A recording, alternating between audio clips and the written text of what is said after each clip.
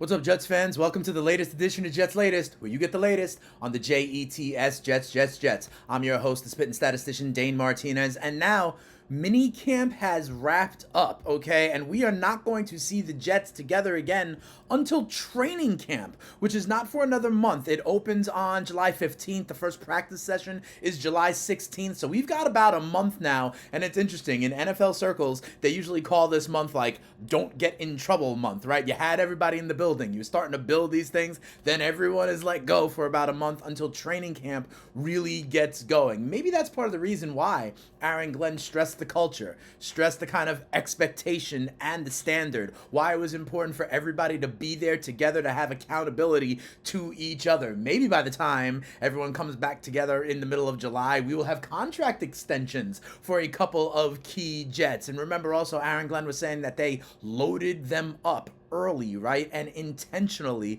so that, now and then when they see it in about a month in training camp, they know what they're doing, they're familiar with it, and they can just get rolling and kind of get those reps as athletes without thinking as much about it. But I've said here a lot of times that we are excited for the new regime, excited for the new culture, and a lot of that starts with our new franchise quarterback, Justin Fields. So let's talk about this and what offensive coordinator Tanner Engstrand had to say about Justin Fields recently towards the end of minicamp. He goes, "This guy is just a workaholic. He comes in early, he's here late, and he's trying to digest everything and download all the information and do things the right way.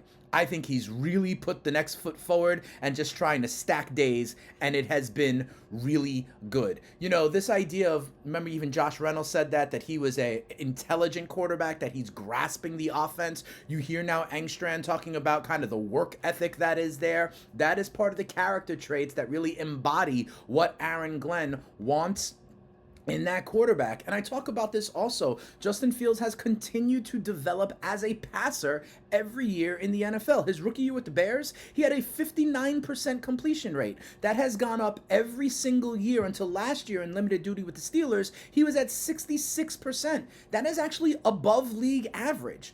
I trust Tanner Engstrand, who's known for his creativity in the Detroit offense, right? Who had high-scoring offenses, high passing game offenses, was a key developer of tight ends in Detroit with Sam Laporta and TJ Hawkinson. What that means he might be able to do with Mason Rudolph. Remember on Jets Latest, we talked about how Justin Fields has actually an exceptionally high passer rating, completion percentage to the tight end. That could be a very interesting combo to look after. But if Justin Fields takes another step forward, he is going to be a legitimate, above-average, young, talented, athletic franchise quarterback for us. And remember, we know about the rushing, right? The dual threat nature of Justin Fields cannot be denied. I mean, when we're talking about 1,000-yard rushing season, we're talking about the number of 100-yard rushing games that he has had also at the NFL level is really second only to guys like Lamar Jackson and Michael Vick. So it just gives more for Tanner Engstrand kind of do and be creative with when it comes to Justin Fields. But the other thing I think is important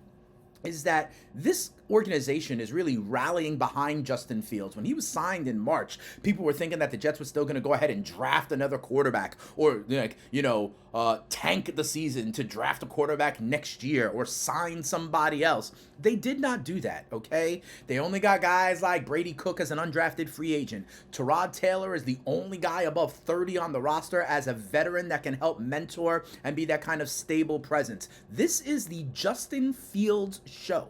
Okay? And I think that it is really important that the entire organization, you hear it from everybody like Quentin Williams talking about chasing him, to Garrett Wilson being happy that his college teammate is there, to Josh Reynolds saying that he's an intelligent, smart guy, to the coaching staff saying that he is has this quiet confidence. I think Justin Fields is really taking on this new opportunity to lead a new organization and be the franchise quarterback. Listen to what he had to say. Quote, "It's been good.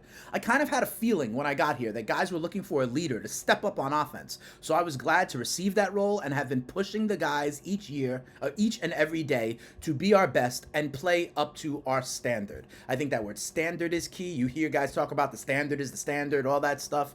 You heard Aaron Glenn talking about the quiet confidence that is there. And also, if you go back in Justin Fields' career, he had it in Chicago. Guys were upset that he left. He had it in Pittsburgh. Some guys were upset that they went to Russell Wilson, right?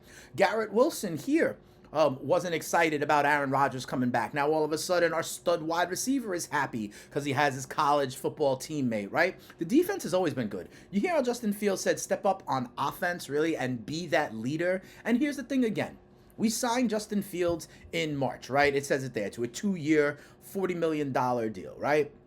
And just think about all the time Justin Fields has had in the building to build, to grow, to start to lead, and juxtapose that over against the guy in Pittsburgh who literally signed the day before mandatory minicamp just to kind of drop in and plug and play. It is a different culture, and I truly believe, I've said it here on Jets Latest, there are plenty of examples in the NFL, especially recently, where guys who were high draft picks in the top 10, literally with a couple guys who were number one overall, like Baker Mayfield, like Jared Goff, who were number one overall, who didn't do as well as you might expect in their first stop, where the organization drafted him, for Baker in Cleveland, for Goff with the Rams, right? And then got another opportunity later on in their career, after they had matured, after they had developed, with organizations that showed confidence in them, that built around them. Baker in Tampa Bay, and what has he done? Won back-to-back division titles, truly starting to ascend to be more recognized as a good quarterback, thrown for over 4,000 yards the last few years in a row. Jared Goff, second chance in Detroit with these guys like Engstrand and Glenn, in a culture with Dan Campbell that was a turnaround culture, right? And what has he done? Become a Pro Bowler, led that team to division titles, to NFC championship games. This can be done. There's other examples out there, right? Darnold in Minnesota last year, Geno Smith in Seattle, right? And Justin Fields really fits that profile, to be quite honest, okay? And remember, Justin Fields has a better offensive line here than he's ever had before. You could argue better weapons than he's ever had before. But what he definitely has is an organization that supports him and a creative coordinator that is going to leverage the talents of him. I've talked about it before. We know the rushing talent.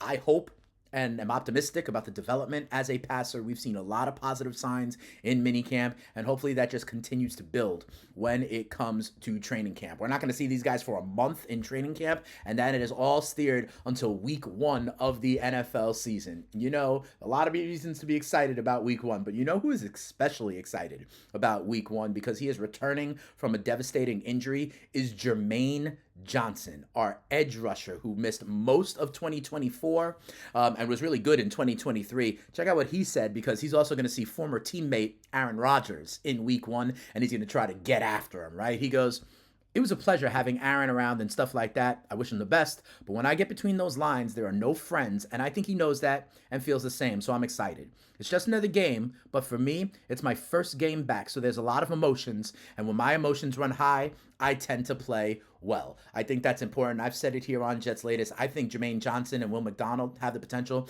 to form one of the better pass rushing young duos in the NFL. I mean, Jermaine Johnson, he had 7.5 sacks. He had a 13.3% pressure rate. He was rated by PFF as the 18th best edge rusher back in 2023. He's going to join now Will McDonald, who, remember, had double-digit sacks last year.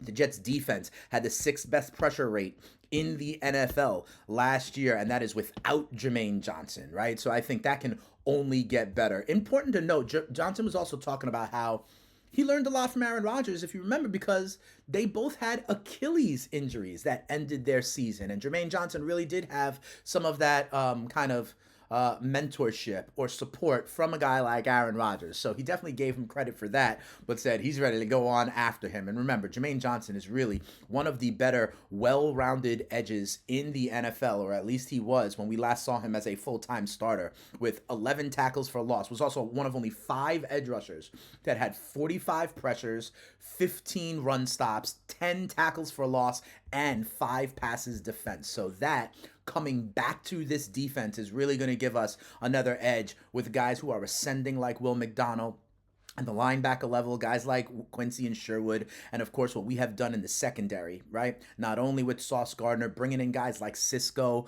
drafting guys like A.Z. Thomas and Malachi Moore. Looks like an exciting defense, and we will see that on display, trying to stop former Jets quarterback Aaron Rodgers in week 1 of the NFL season. So like I said, something of a downtime in the NFL calendar. I will still be here on Jets Latest as frequently as possible. Whenever there's news, whenever there's notes, whenever there's some analysis to give you guys, whenever there's some things to think about moving forward for the Jets season here in 2025. But that'll do it for another episode here of Jets Latest. Watch these videos, like the videos, subscribe to the Jets Latest channel, tell a Jets fan friend to tell a Jets fan friend. And remember, you can always hear more of me, the spitting statistician Dane Martinez, over on SiriusXM. I am the host of the FTN Fantasy Show on Sirius Channel 87. It is the fantasy channel, and we are about to get ready to start into fantasy football season. So if you need help with your fantasy draft, if you need help to win your leagues and win that cash, I am your guy, and the FTN Fantasy Show is the place to be. FTN Fantasy, a great website.